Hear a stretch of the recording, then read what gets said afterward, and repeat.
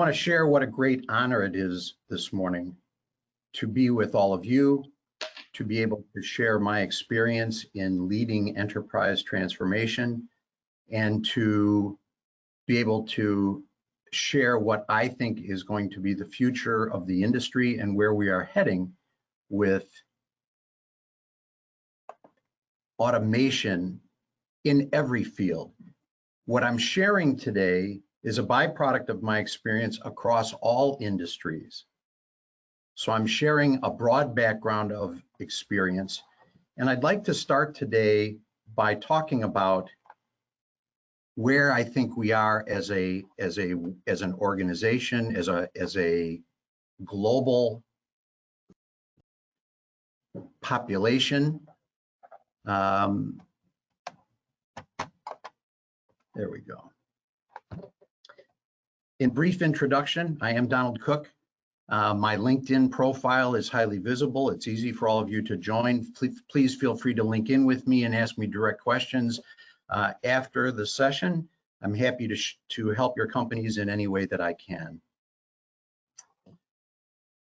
I think we can always learn from today where we need to be tomorrow. We need to be much better prepared for the future. Many of our companies had no resilience planning, had little or no virtualization capability, inadequate security in order to be able to virtualize our businesses. And we have to recognize that tomorrow is going to bring even greater challenges. So whatever we have confronted in the last 90 days, expect it again in our lifetime. While we hear that it's a once in a lifetime experience, I wouldn't count on it. I suspect that this will be the new normal, and that the people that have been virtualized by the pandemic of COVID will likely not want to return to their desks and work from the office. So many of our employees are going to want to be virtual in the future. As a result, we're going to have to look at perhaps restaffing and restructuring the way our companies work, and perhaps even re-engineering them based on changed demand and the appropriate capacity that results. So going forward, our resilience and crisis planning has to include documenting all of our business processes down to the individual site and process level, documenting our technology, our controls, and our API architecture so that we have a coherent enterprise architecture that links process, technology, controls, and APIs. We have to develop standardized taxonomies. We've been on a number of virtual phone conversations and meetings where people are using the same words and mean things that are completely different because we're dealing now with a global community in a virtual context. And we lose some of the intimacy of sitting side by side at the meeting table and being able to chuckle and joke about the fact that we really don't understand each other when we use the same words. For those expressions that are critical to our business success, we have to document a taxonomy so that everyone uses a standard set of words in a standardized way and we can communicate more effectively in this new virtual community. We have to cross-train our staff and build a matrix of skills and of certified capabilities so we know who can sit in what chair in the event of a crisis. We need to know which skills are fungible and reusable so that we can use our staff in a more effective way. And we have to create a redundant rollover capability with multiple locations that may be located away from the epicenter of where these crises occur. All of us are observing how difficult life has been in New York City. New York City has become the epicenter for this global crisis and for the infection rate of COVID. It's also the world's headquarters and the World Financial Center for many of the world's banks. And I can say with great pride that because of the planning and preparation that I did at BNY Mellon as the chief architect, we moved a redundant rollover site up into upstate New York in Oriskany, New York, the location of which will not be revealed here today. But it is a redundant location with 100% rollover capability that instantaneously rolls over in the event of a pandemic or a crisis or an emergency. So there's no interruption in the world's central bank to the world's central banks. Finally, life is a team sport, and our teamwork is critical. We have to learn how to behave better as team members. We have to think of each other as brothers and sisters. We need to find a way to love and respect one another. We're dealing with some fairly weighty issues on a global scale that I think could easily be managed if we have enough compassion to treat the people that we are exposed to in our lives as true brothers, sisters, and members of the family of humanity. Let's talk today about the key elements of automation, how I perceive them, and how we bring them together. This is just a general overview, and then I'll go into the specifics of healthcare. We begin with RPA, the ability to create digital workers out of a computer to do highly repetitive tasks. At BNY Mellon, we installed a prototype of about 20 bots early on in the company's journey into robotics. And those bots were so successful to manage transactions that we expanded that community to about 250 bots. Those bots today are processing 99.6% of the bank's transactions, 160,000 transactions a day. It's a global bank, so we're operating 24/7, largely follow the sun, but we operate 24/7. Transacting $2 trillion every 24 hours in transactions. That's more than $20 million a second in 170 countries, in 140 languages, in 125 different currencies. Those bots are language agnostic, and they're even orientation agnostic. So if the documents are presented in one orientation or another and the digitized content is reading right to left or left to right, it doesn't matter. The bots have become very smart. And most recently, we ran the coverage up to about 98% with that first population. And then we designed a set of bots that gap analyzed what wasn't being covered by the 98%.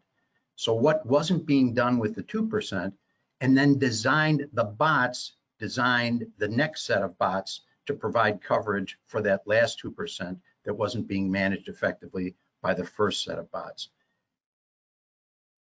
Of course, we have machine language and the ability to use the computer to read and develop its own intelligence over a period of time. The machine is getting smarter every time it runs the process. It's getting smarter by the day. As we build out this capability, the machine vision adds inspection capability for high precision tasks. We want to do real-time dynamic behavioral modeling for our customers and clients. All of us want to be treated with respect. If we remember the previous page, all of us want to be treated with profound respect as customers. And when our call center calls our customers at 8 o'clock in the morning to sell them insurance, as an example, in Petah Tikva, Israel, the customer contact center for AIG reaches out to all of the Yiddish-speaking customers around the world and manages the global pipeline of Yiddish-speaking Hebrew customers. That customer base wants to be contacted optimally at a specific time of the day. If we call the same set of customers at 8 o'clock in the morning, the sell-through is about 14%. Call those same customers back at 2:30 in the afternoon, the sell-through is 91%. We have a 6-to-1 advantage by just reaching out to the customer when they want to be reached. In the same way, we analyze the behavior of the patients in the medical practice in every demographic and every medical practice to find the gaps when we expect people not to keep their appointments and overbook and overschedule the schedule in order to optimize the productivity for the physicians. Of course, business process management has been around for a long time, but if we add a layer of artificial intelligence, the business process management provides the capability of looking at every task in the patient care pipeline. In the case of healthcare, in the case of pharmaceuticals, the production of pharmaceuticals. Every task, whether it's being produced by a machine, a robot, or a human being, is mapped so we can see the end-to-end pipeline. And through the use of artificial intelligence, we're doing real-time demand and capacity modeling and planning for the staff the automation, the maintenance schedules on the infrastructure and the equipment, the tooling, all of it. It's amazing technology.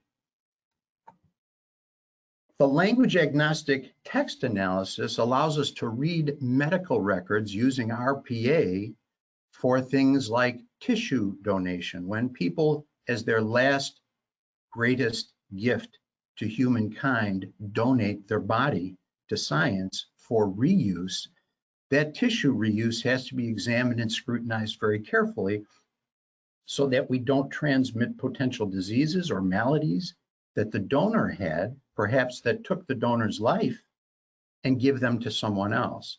So the RPA reads the medical histories and looks to be sure that we have complete information about every patient and every donor. Finally, this one is brand new. I'm announcing it here today. It's very powerful. I'm using it all over the world, and I want you to be aware. We're using radio frequency technology, a technology that was originally designed for RFID, finished goods location, where we put a tag on something and we look in a warehouse and it tells us that it's here. We're now using it to track active movement of goods, services, and patient care. So if we put an RFID bracelet on patients when they walk into the emergency room, we can provide proper patient spacing for COVID management. And we also know that the patient got lost on their way to the pharmacy or on the way to radiology because they didn't show up for their scheduled appointment. They're in the building somewhere. We can now track their whereabouts, send them an email message and tell them that they missed their appointment, but would they please move to the right department? Very powerful technology. I'll show it to you later. I'm going to try to show you a factory that's running in Dublin, Ireland on my cell phone. This is the presentation that we're going to be presenting at the World Health Organization Summit. It's a very powerful conversation about the use of AI, and I'm hoping that it develops and sparks some new ideas for all of you. We're calling it a guide to the medical office of the future. I provided a very similar overview at Davos 2020.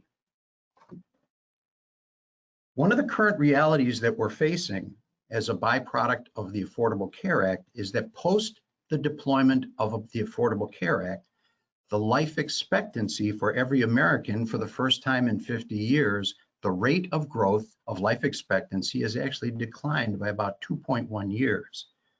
This is a tragic outcome. The goal of the ACA was to provide health care to a broadened group of underserved patients within the United States. But if we look at that growth curve, those patients were in the CDC statistic every year since 1967.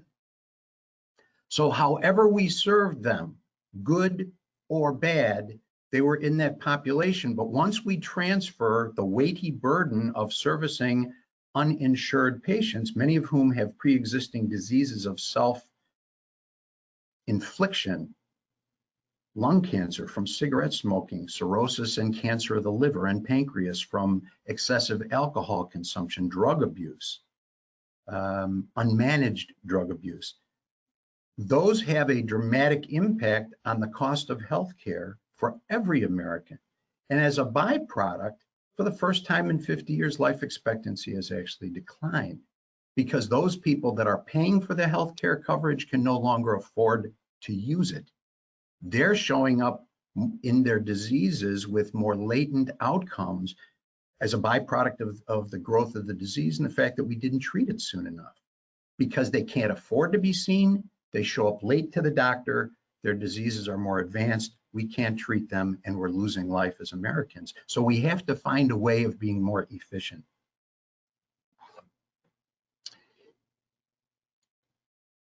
When we talk about intelligent healthcare, and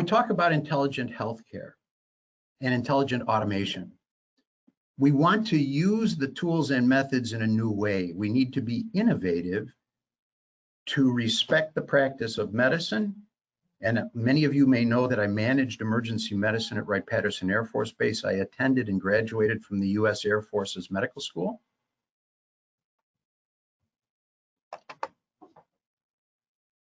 And as a medical professional, having provided direct hands-on healthcare, my specialties are surgical closure, cosmetic closure, fracture dislocation and reduction, the kinds of things you would expect in a trauma center.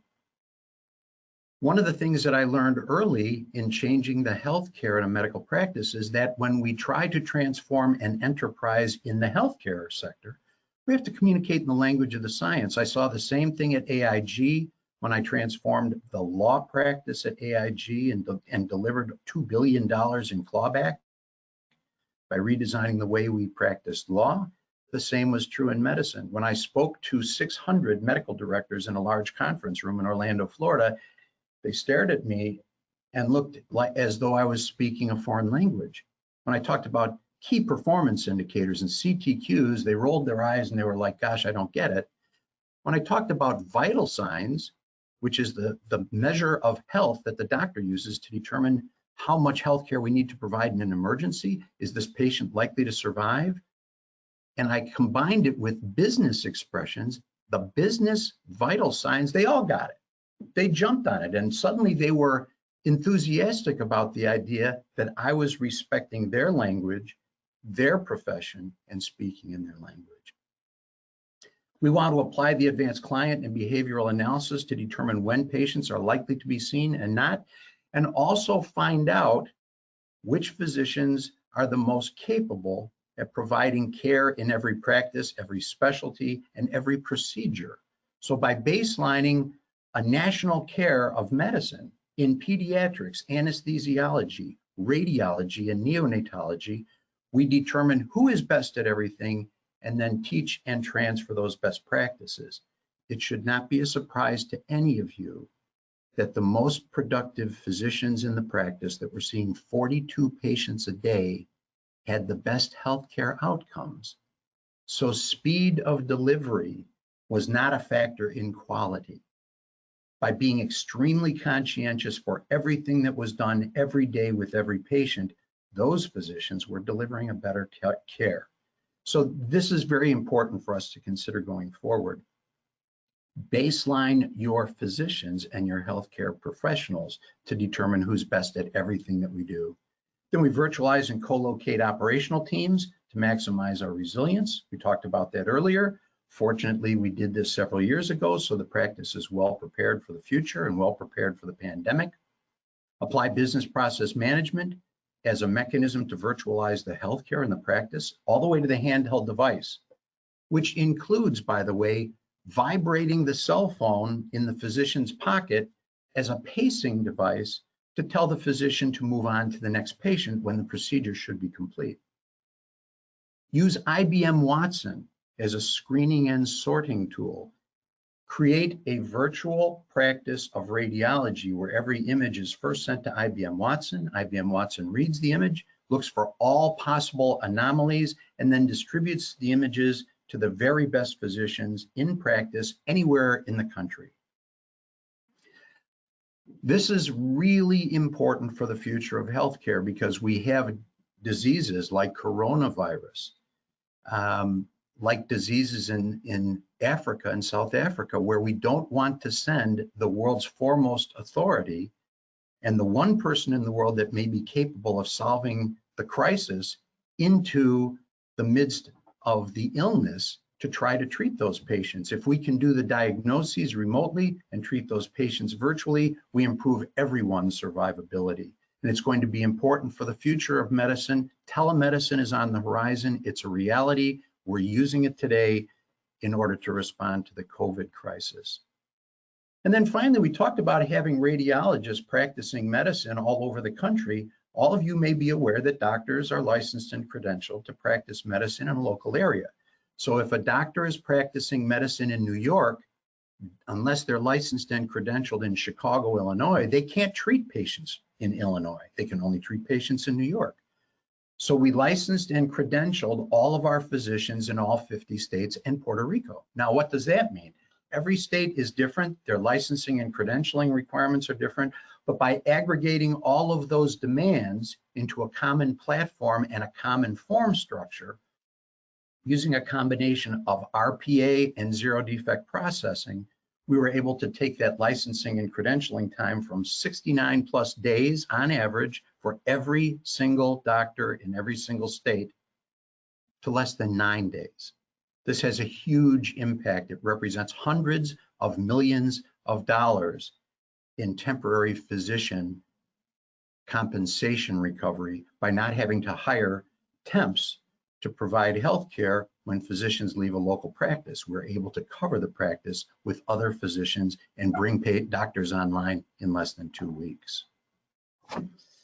We talk about artificial intelligence being the hub of everything. This is a great example and it's a great visualization. I want you to see it and I want you to be aware of it.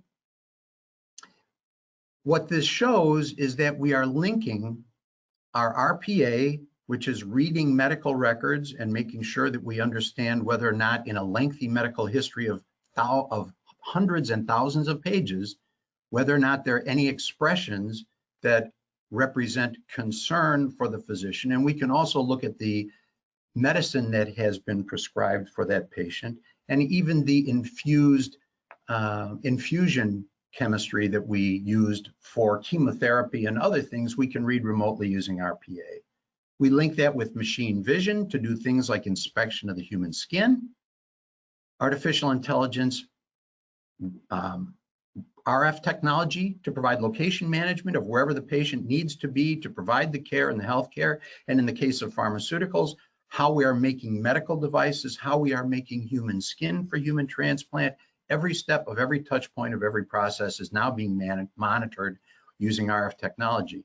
This is powerful stuff. Speech synthesis, supplier capacity, the process and tech architectures. We talked about those before, the API and data architectures, user tiered access to all of that information, the infrastructure data about how to use the facility, what of the staff is available at what time and how they are trained and cross-trained.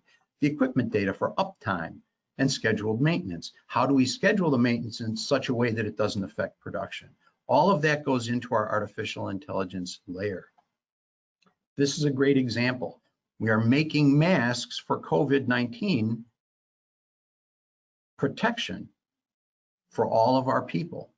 And this gives us an opportunity to compare productivity of 61 different operators cutting fabric to make masks. And what we find is that they don't have similar productivity, even though they were trained at the same time, in the same class, using the same standards, they don't have the same results and outcomes. If we look at operator number 1, at the low end, that individual is producing only about 770 square centimeters of usable fabric out of a large panel, where operator number 61 is consistently delivering almost 1,900 square centimeters. That's a 2.34 to 1 variance end to end.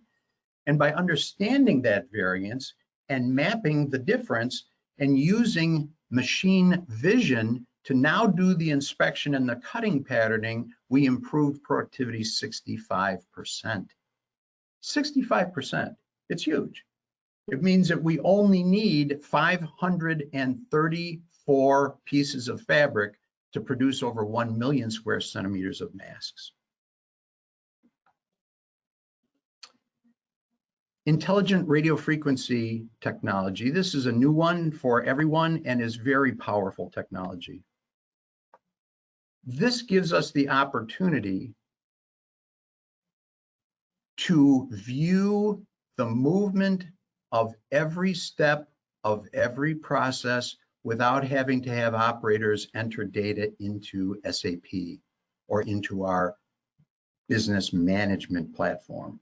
The reason this is important is that in surgery, I don't want anyone touching anything. They're sterile, they're scrubbed. My physicians, my anesthesiologists, my nurses and surgical assistants are all scrubbed and gloved, and to have to hit a computer to enter data about patient outcomes and mid-procedure specifics is incapacitating for the process. It arrests the process.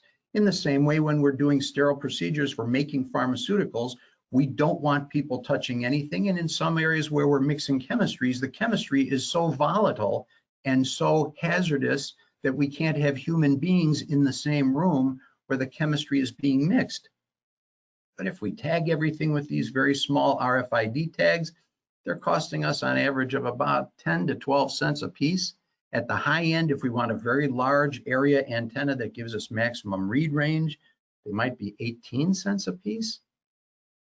They're made out of Teflon, they're sterile, they're washable, so we can put them on medical records that go right into surgery. We can put them on consumables that go into surgery. We can put them on the wristband for the patient so that we know which patient is in surgery, and we can properly do real-time billing and inventory replenishment based on the consumption of materials in surgery. This is a very powerful technology for the healthcare industry, and frankly will work equally effectively if we start tagging aircraft engine parts or things like military munitions. I don't want to be in the room where people are counting grenades, but if I put an RFID tag on them, I can send them through a pipeline, inventory them, and watch their movement and track everywhere they go, every time they move. Very powerful technology. It's brand new. Anyone that wants to know more about it, I'm happy to share it.